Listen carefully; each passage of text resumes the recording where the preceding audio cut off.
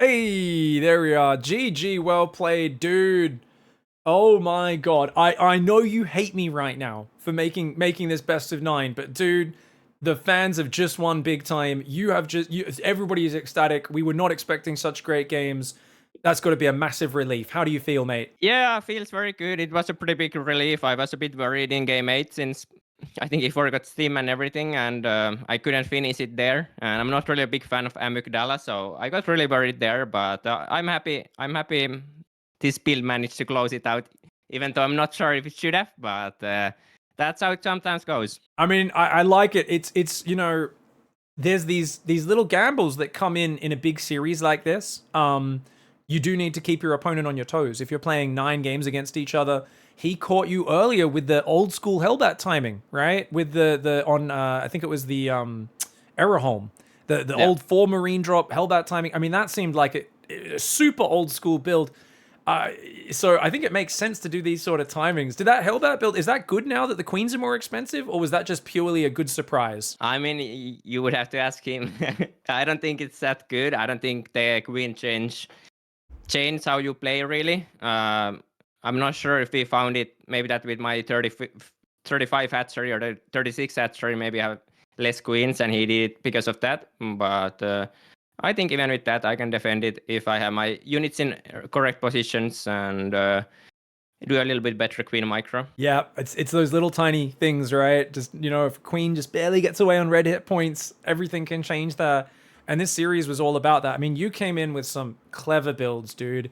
What I loved about the way you played this series is I could tell you did your homework. Talisman, you took the gold, instantly mined out the minerals very quickly, defended his 5 Reapers very cleanly, like very early on in the series, and took advantage of that by getting out to that third. You went into the roaches and the tunneling claws. I mean, that game was pretty much picture perfect, right? Like with even surprising him with the tunneling claw roaches. Did that go even better than you expected? Well, I figure out there's a good chance he won't expect the tunneling claw roaches. Also, on that map, you have so many entrances. If he mines the gold minerals himself, then I can get to the main from every angle pretty much. Um, I think a lot of the roach counterattacks early on already did so much that was the reason the game got so convincing. Without those, I think it would have been a little bit harder for sure. But yeah, that game went very smooth and well. I was a little bit surprised even for 5 Reapers there.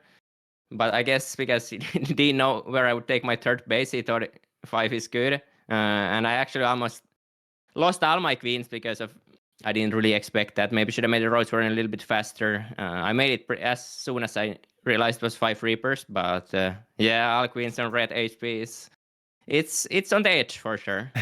Yeah. I remember thinking like, oh no, this is turning really bad.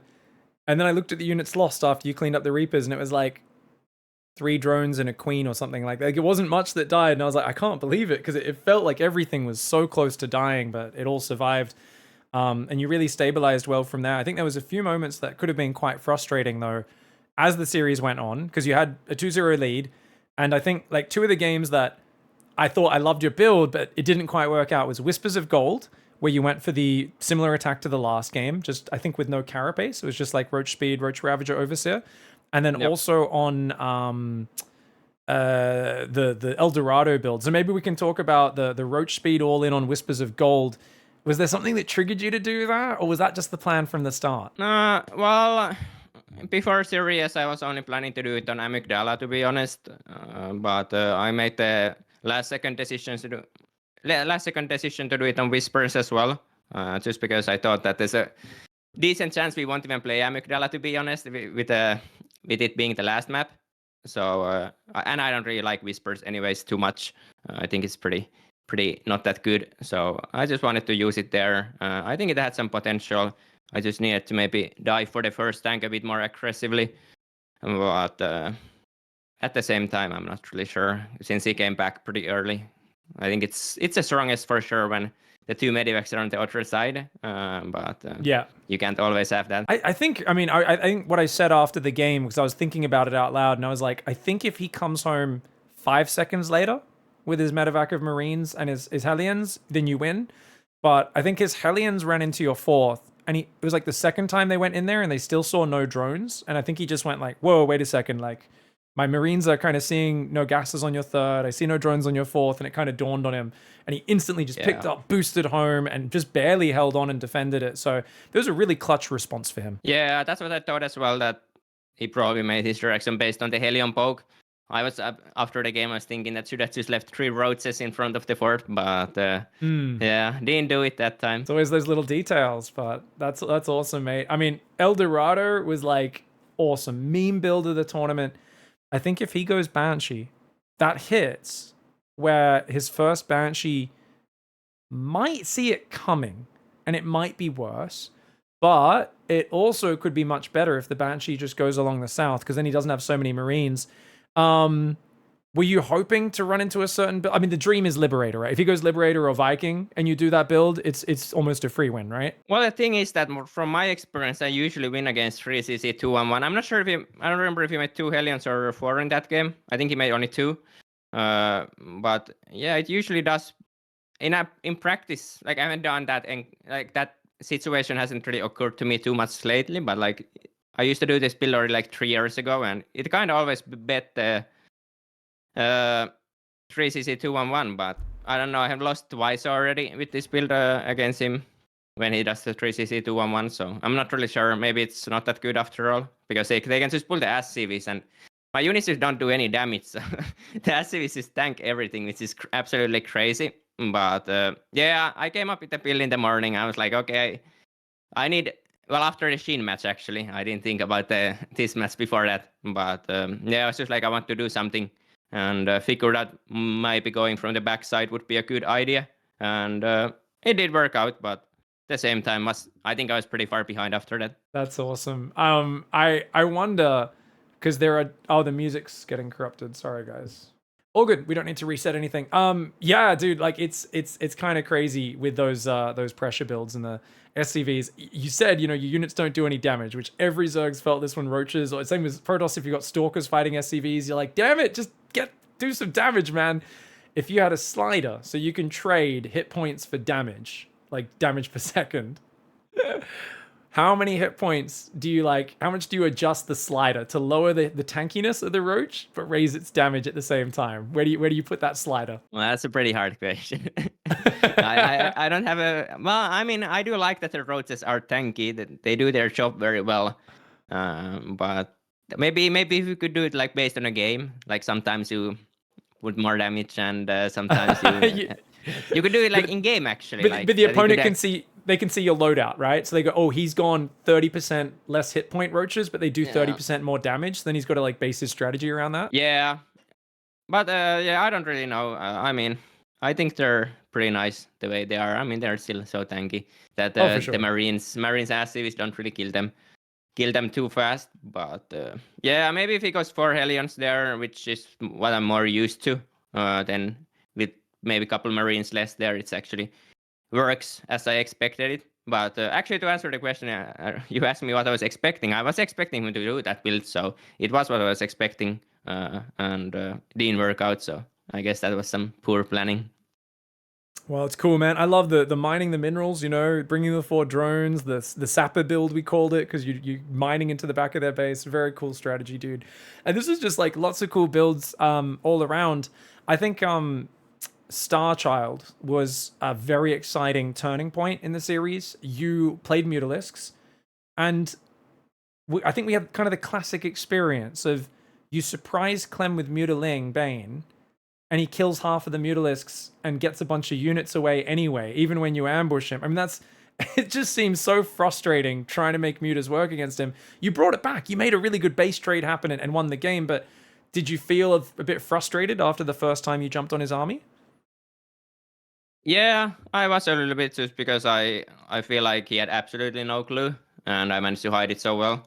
But I should have probably, because I already had this around at that point, should have just waited for him to pick up, or maybe like bait the target fire so he will be just move commanding. But I went a bit too bit too fast with the mutas in there. And to be honest, I don't think it was even that bad. I got the both medivacs for probably like 4 or 5 mutas. It's just that the Helion run by it so much at the same time, and after that it was pretty bad, most likely. But yeah, I'm not that experienced with muta styles right now, anyways. So it's always a little bit hard then. But I thought it would be a good decision or a good try at least on that map, since it looked like a decent muta map, and also pretty large. I think strategically it just was perfect. You know, I think it makes sense to mix that in a series. Another thing for him to worry about. Yeah, the Hellbats killed your fifth and got in and killed 12 drones, I think it was, which sucks. But the counterattack commitment was huge. He tried to evacuate SCVs from his natural to get them away and lowered his depot to the main base. Do you think that was a big mistake for him? Do you think if he doesn't lower the depot and tries to defend behind the wall, he has a chance? Well, not really. To be honest, I was also surprised he lowered the depot there, but I feel like with the Marines being on the left side already, like they were on the left side of the barracks, I basically already clicked on the right side supply depot with the mutas, and I had like so many mutas that I think it would have died pretty fast since he wasn't even in firing range at that point. So I think I could have gotten in there with very little casualties anyways, but yeah, I was a little bit surprised he lowered it, and I just decided, okay, I'm not gonna kill that one and just go in. Amazing play, mate. I mean, it was really well done. I love the decision to go there. You know, it felt very Dark-esque. Grab 80% of your army and run across the map and make the game real scrappy. It was very cool. Right way to play it as well.